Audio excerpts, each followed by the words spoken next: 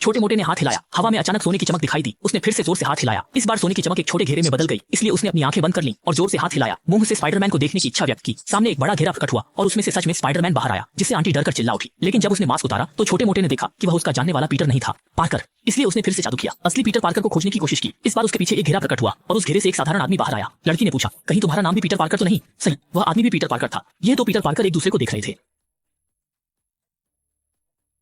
साथ ही उन्होंने अपने हाथ से जाले निकाले। ये पहली पीढ़ी का स्पाइडरमैन और दूसरी पीढ़ी का स्पाइडरमैन पहली बार एक साथ थे। दूसरी ओर तीसरी पीढ़ी का छोटा स्पाइडर गलतियों को सुधार रहा था। सबसे पहले डॉक्टर ऑक्टोपस को ठीक किया गया। छोटे स्पाइडर ने ठीक किए गए चिप को डॉक्टर के पीछे लगा दिया। थोड़ी देर में डॉक्टर ऑक्टोपस सफलतापूर्वक ठीक हो गया। इसके बाद इलेक्ट्रो को ठीक करने की बारी थी, लेकिन इलेक्ट्रो को ठीक करते समय छोटे स्पाइडर को एक बुरा एहसास हुआ। उसने अचानक एक जाला फेंककर ग्रीन गोब्लिन के हाथ को रोक दिया। असल में ग्रीन गोब्लिन की बुरी शख्सियत प्रकट हो गई थी। उसने लगभग ठीक हो चुके इलेक्ट्रो को पलट दिया। छोटे स्पाइडर को ग्रीन गोब्लिन ने 10वीं मंजिल से नीचे फेंक दिया।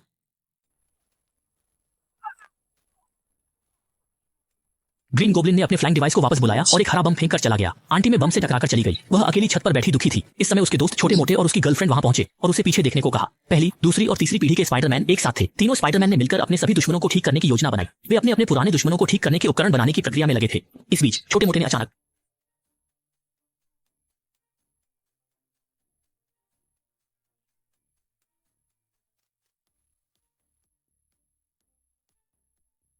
वे तीनों जुड़वा भाइयों की तरह थे। सुधार योजना ये थी कि जादुई बॉक्स का उपयोग करके दुश्मनों को लुभाया जाए और फिर छोटे मोटे जादू से बॉक्स को ले जाए। तीसरी पीढ़ी के स्पाइडरमैन की अंतिम लड़ाई शुरू हो गई।